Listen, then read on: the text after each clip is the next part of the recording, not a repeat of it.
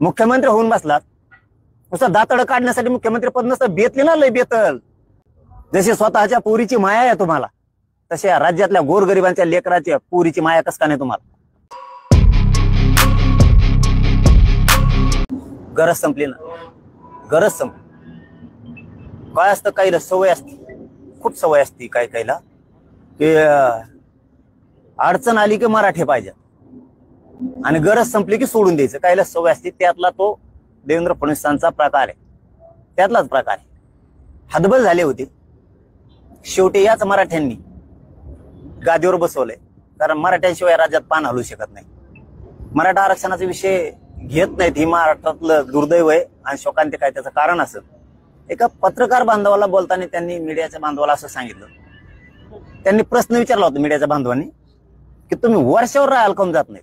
आता हे काही जण म्हणते ते राजकारणी, कोणी लिंबू ठुलं म्हणतात, कोणी काय शिंगड पेरिले म्हणतात, काय म्हणते राजकारणी उघडे करून हाना लगेच झाले सगळे.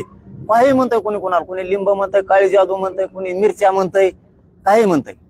त्यांना एका पत्रकार बांधवांनी प्रश्न विचारला, तुम्ही वर्षावर का जात? त्यांनी सांगितलं, कारण माझ्यासाठी ते वाक्य लय महत्वाचं.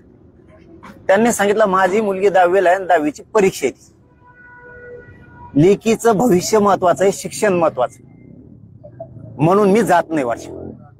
500 मीटरवर सागर पासून वर्षा बंगल्यापर्यंत जात नाहीत लेकीचा शब्द डावलू.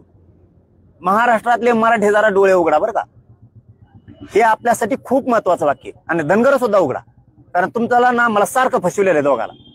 तुम्हाला गोड बोलून आरक्षण दिलेलं नाही, धनगराला मराठ्यांना दिलेलं नाही. त्याच्या लेकीची परीक्षा आहे म्हणून ते तेवढा 2 घंट्याचा वेळ सुद्धा वायाला घालत नाही, 2 घंट्याचा फक्त. का की पोरीच्या आयुष्याचं वाटोळ होईल, तिची परीक्षा आहे, शिक्षणात वाटोळ होईल म्हणून जात नाही.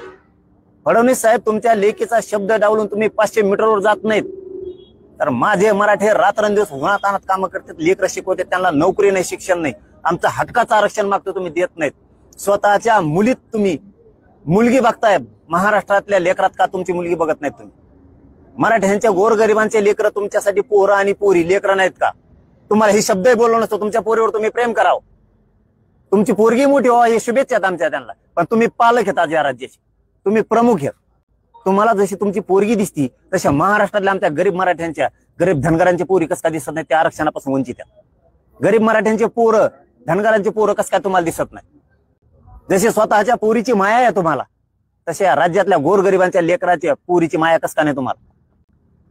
इथं उघडे पडताय तुम्ही आता, म्हणजे तुम्ही दुजा भाव करताय. तुमचं ते चांगलं, दुसऱ्याचं ते कार्ट. या भूमिकेत महाराष्ट्रातला मुख्यमंत्री कधीच असू नये. तुमच्या पोरीसाठी तुम्ही वर्षावर राहायला जात नाहीत, कारण शिक्षणात वाटोळ होईल म्हणून. आणि आमचे मुर्दे पडायलेत पोरांचे. काल 4 आत्महत्या झाल्यात. काय केलं तुम्ही? मुख्यमंत्री होऊन बसलात, नुसतं दातड काढण्यासाठी मुख्यमंत्री पद नसतं, बेतली ना लय बेतल. फक्त आम्हाला त्या वळणावर जायचं नाही, वादविवाद नको म्हणून आम्ही सुद्धा टाळतोय की नको, या राज्यात शांतता राहिली पाहिजे. पण तुम्ही खुनशीपणाची वागणूक देत असणार, आम्हाला अवमान करणार असलात, हिणवणार असणार, त्याला हिणवणंच म्हणतात. स्वतःच्या पोरीसाठी तुम्ही घरी थांबताय. पोरीचा शब्द ओलांडून नाही जाऊ शकत तुम्ही, आणि जायला बी नाही पाहिजे. लेकरावर प्रेम केलं पाहिजे. तुमच्या लेकीला शुभेच्छा सुद्धा, पण आमच्या लेकीबाळीचं काय रे? आमच्या लेकीबाळीसाठी तुम्ही आरक्षण देत नाहीत. गॅजेट आमच्या हक्काचे, शिंदे समिती आमच्या हक्काची तुम्ही बंद पाडली. ते तुमचा हरपळ का खरपळ कोण येतो ते आणून बसेला याला मराठवाड्यासाठी, ते एक बी व्हॅलिडिटी देत नाही. कशाला बसविले असले लोक तुम्ही? काय कारण आहे त्याची? 3ही गॅजेट आमच्या हक्काचे आहेत. नोंदी सापडलेला असून देत नाहीत तुम्ही. संभाजीनगरला देत नाहीत, लातूरला देत नाहीत, तुम्ही धाराशिव मध्ये सुद्धा देत नाही, पुणे जिल्ह्यातल्या भोरमध्ये सुद्धा देत नाही. इथं पोरीच्या शिक्षणासाठी तुम्हाला सागर बंगला सोडून वर्षावर जाताय ना. आमच्या महिने झालं, 6 महिने झाले व्हॅलिडिटी व्हायला, आमच्या लेकरांना कसं शिकायचं भाऊ?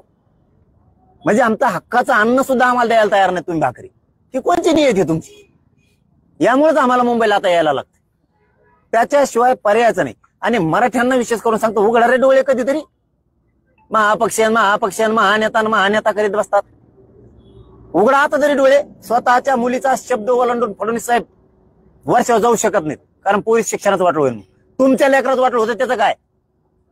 तुमच्या मंत्र्याला, आमदाराला तुम्ही का भांडत नाहीत मराठी? मी तर तुम्ही कोणत्या पक्षात असा, भाजपात असो, काँग्रेसमध्ये राहा, अभ्यासक्रमात राहा, नाही तर शिवसेनेत राहा, मी भांडतोच तुमच्या लेकरांसाठी, भांडणार सुद्धा आहे. गरीब शेतकरी मराठ्यांसाठी सुद्धा भांडतोय. पण कधीतरी डोळे उघडा, बघा फरक बघा स्वतःच्या लेकीबद्दलचा आणि आपल्या लेकीबद्दलचा फडणवीसच्या मनात काय. त्यांनी सरळ सांगितलं की लेखीची परीक्षा म्हणून मी नाही जाऊ शकत, कारण पसारा उचलण्यात त्याचा टाइम जाईल तर तिचा अभ्यास बुडत. आता पसारा न्यायला काही नीट लागत ते गदाड्यावर न्यायचा आहे का देऊ, उताडाला वाहनाला यांना फुकट वाहन आहे, डिझेल आपलं आहे, गाड्या आपल्या आहेत, पैसा जनतेचा आहे, काही अडचण आहे का? पण नाही बुडू शकत. बघा हे शिका जरा मराठ्यांनी, आरक्षण घ्यायचंय, मराठ्यांनी सावध व्हा. आता जरा पक्षीय नेते सोडा आणि जरा सभाला जायचं बंद करा. आता पुढे आणखी सभा पोळा सुरू होईल त्यांचा, जिल्हा परिषद जरा आखडा